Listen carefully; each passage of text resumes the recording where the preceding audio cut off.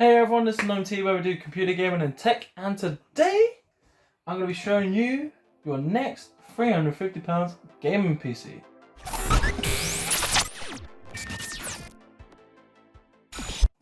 So then, enough with the chit chat, let's get straight into it. So I wanted to show off a really budget friendly entry level gaming PC for anyone that's really looking to get into the PC world, the dipping the toe in the water of the gaming world. I don't know what this action is, but I guess it's dipping. But anyway, let's get on to the specs. I'm going to be breaking this down into two simple parts, well, three simple parts. I'm just going to be saying the specs and what we'll be running, GPU benchmarks, plus the CPU benchmarks, and with FPS as well, and our final thoughts and our upgrade pathability as well.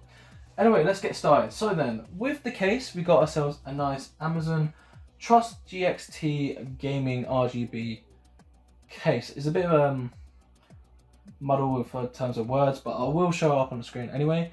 With this case, it's pretty decent. You obviously get yourself a nice cut-off window down here where you can't see your your PSU and your messy cables that are hidden down there.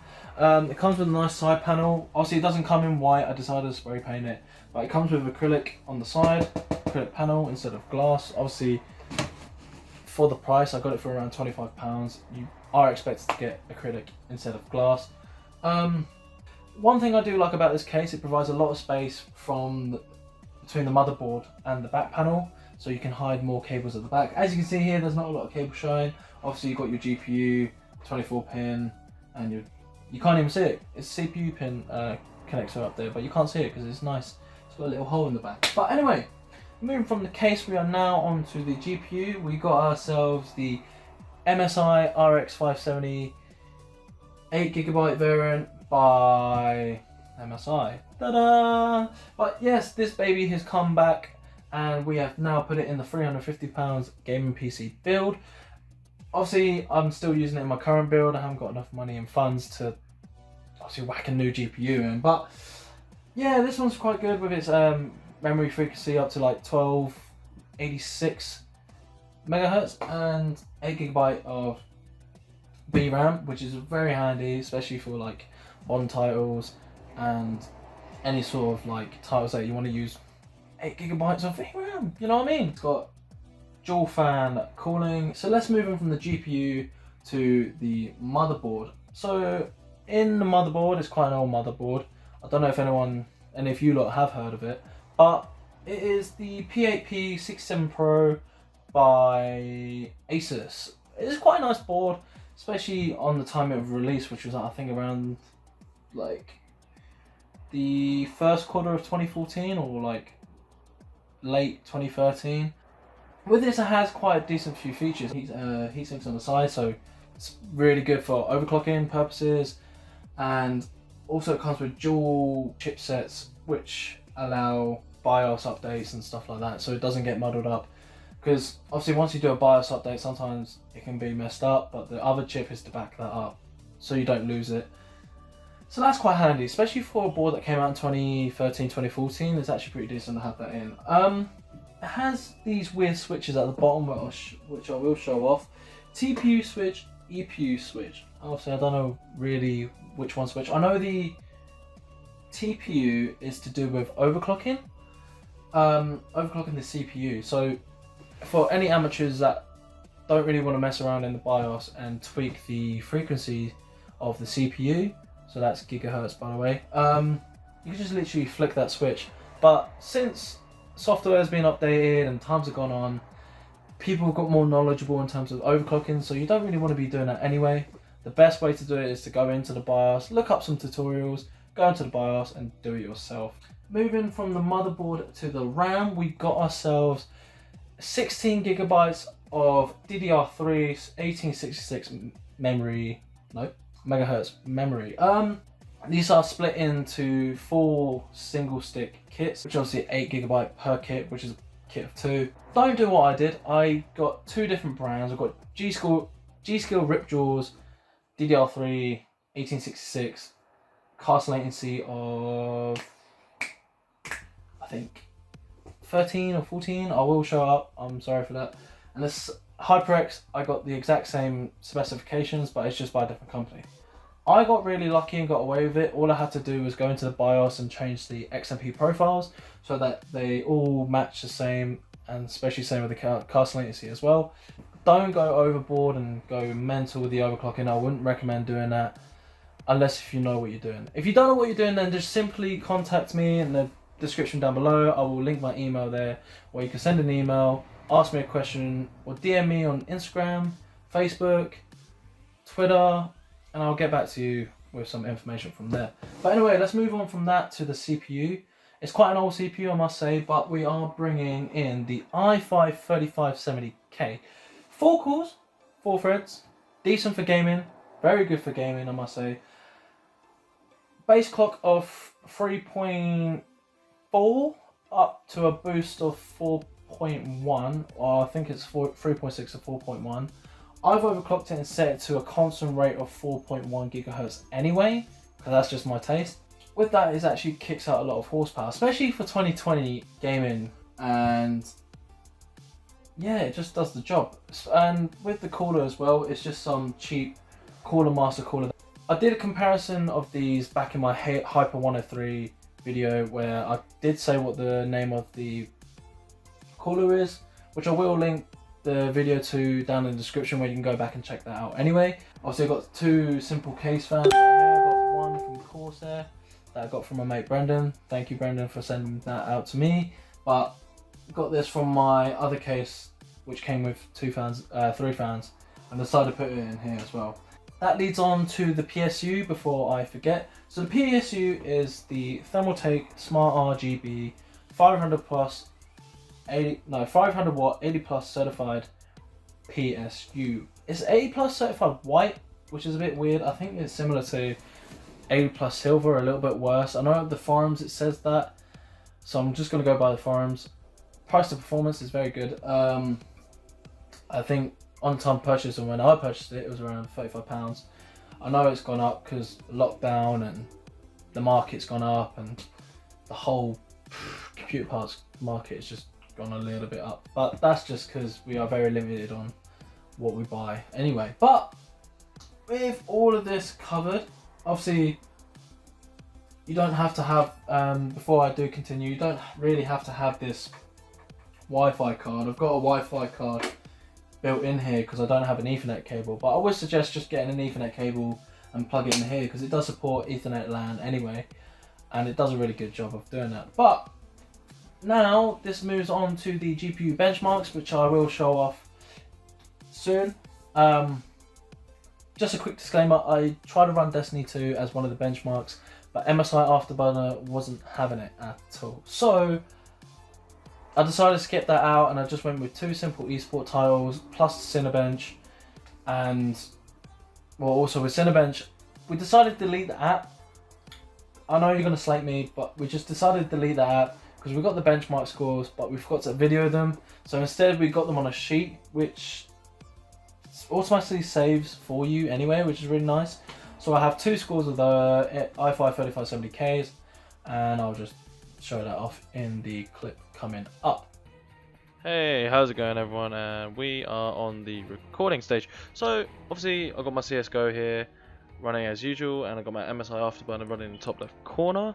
So far so good. Obviously we've got some GPU temperatures running at 51 degrees Celsius, which is really nice. CPU temperature is sticking at around 55C at 31% usage, which is nice to see. Pretty decent temperatures, I've got to say, but I will be going on to the settings where I will show off my video stuff. I'll do that in game, but for now I'm just gonna hop into Dust 2, and I'll see you lot in the game. Hey, and we're back. So far we're just gonna be testing the FPS at the moment. Oh, wow, okay, that wasn't good. But so far, so good.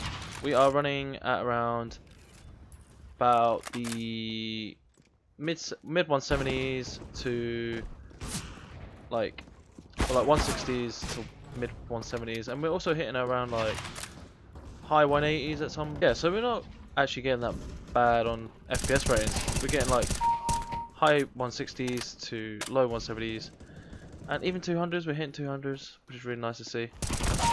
Gonna kill a few guys. There you go. I think that's gonna be me done. I'll just hop on to my next benchmark.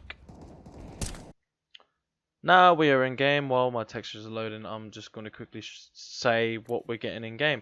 So far we're getting around mid 80s, high 80s to low 90s, and that's actually not too bad, especially with Apex Legends. It can be a bit of a demanding title. I'll just quickly show off my settings right here. Full screen, 16:9 ratio, native, 1920 by 1080 as per usual.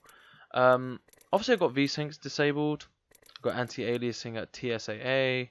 My VRAM texture streaming budget is set to 3 GB with an anti-estropic of 2 times, which is actually okay. Obviously I want to get the best frame per second as I can from Apex Legends, so I've set my occlusion quality to medium, my other settings to low. As you can see, disabled, low, disabled and low. So then, let's hop straight into a game. I'm going to just do a quick game of duos, and then I'll show off what the FPS is like in game. My shoes. So far, from what we are getting from high heights, we're getting a good 66 to maybe potentially like high 60s, high 40s, mid 40s. That's just because I'm looking around and everything has to be filtered in when I'm from high up. But as we land, our FPS has gone higher, so we're hitting 105, mid 80s, even some 90s at the moment. So far it's way above 60 frames per second, and that is awesome for us. Obviously I'm just going to quickly loot up here and get myself some ammo and some weapons.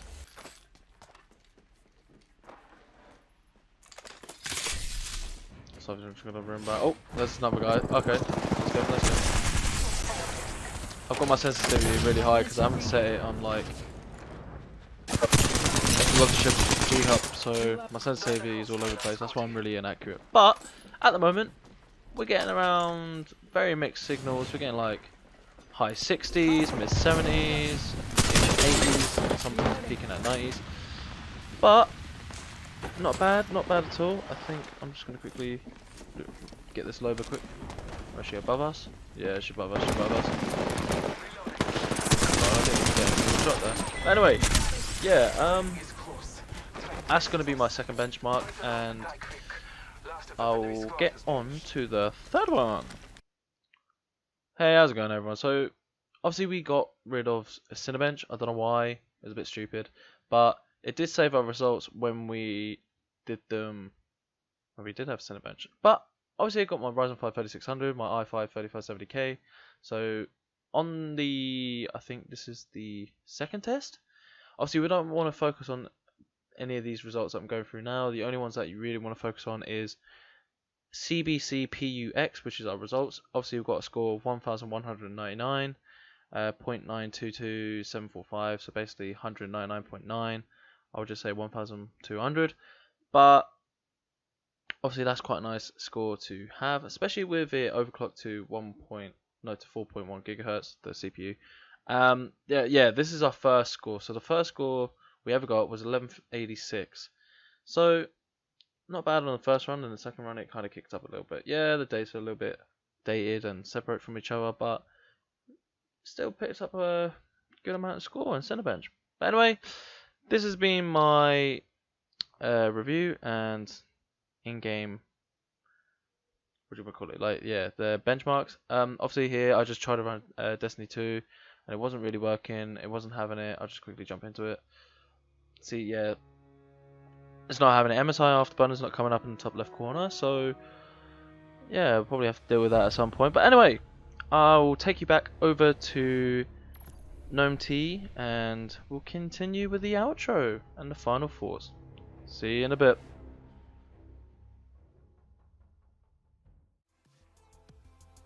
Welcome back. Now you've seen the GPU benchmarks, we've got some really good results out of those.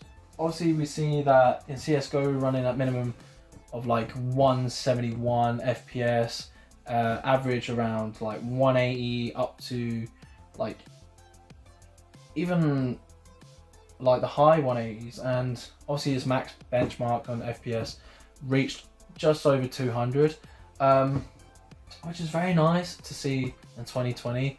And CSGO is not a very demanding title anyway, but to see those FPS marks with an RX 570 and an i5 3570K, that will do anyone a solid, especially if you've got a 144 Hz monitor, or I don't know, yeah.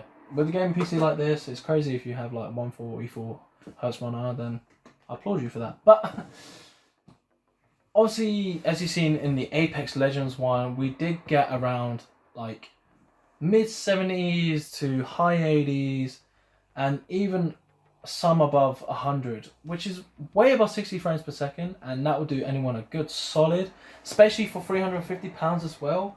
That will get you done and completed in terms of gaming and dipping your toes in the water. I'm going to keep doing this action because that's how I want to see you guys do with gaming, just dipping your toes in the water, you know. But let's move on from the final thoughts, because obviously we talked about the game and PC. I just want to quickly go through the pathway. So then, there has been a lot of news going about in terms of new GPUs from Nvidia coming out and new GPUs from AMD coming out. I know that AMD is going to bring out their new RDNA 2 technology, so basically the next gen of RX XT cards, and Nvidia is going to be doing the same with their RTX cards as well. So I would upgrade the RX 570 to the RX 580 if you want to do so, because RX 580 is a really good card, especially for anyone who's looking to just have it as an entry level card. Obviously we've seen more and more of budget builds, and the RX 570 still puts up a really good fight, but as we're getting more into the future, RX 570 is not going to be so much like good to us. So then maybe the RX 580 is probably a way to go. If you want to go and watch my AMD Ryzen build, then I would link that video as well, and then you can kind of see that and how you can mix those two together, because GPU plus AMD Ryzen build, you're kind of set in terms of upgrade pathability. But for 2020 at the moment, GPU, CPU is perfectly fine. 16 gigabytes of RAM, I would keep that. I wouldn't go any lower, because I know a lot of titles are demanding 16 gigabytes of RAM, and especially if you want to do light rendering as well and like YouTube content, then 16 gigabytes of RAM is perfect. Thank you for anyone that's come and watched the whole video and got to the end. I'm going to link all my socials down in the description, and I'll be linking my Twitch, where you see me live stream every Wednesday and every Sunday. So by the time this releases at 7 PM, half an hour later, I'll be streaming for around an hour at 7:30. So I think this time I'm going to get my brother back in. We're just going to be messing around on Apex Legends, just talking about random crap that's been going on at the moment. Tech news when I get the time, and play some music and have some fun. Hopefully the copyright strikes don't come in and ban me with playing music on my Twitch. Oh mate, that's been going on. That's been something else. But anyway, this leads on to the outro. Thank you for coming along. This has been your weekly dose of tech. Like, subscribe, comment in the box below. Let me know what you think of the video, and let me know if you lot would maybe build a better PC than what I did. Like, give me some constructive criticism, or just make me a better YouTuber and give some better content for you lot. But anyway, this has been Gnome T hosting the video for today, and I'll see you lot in the next one. Peace!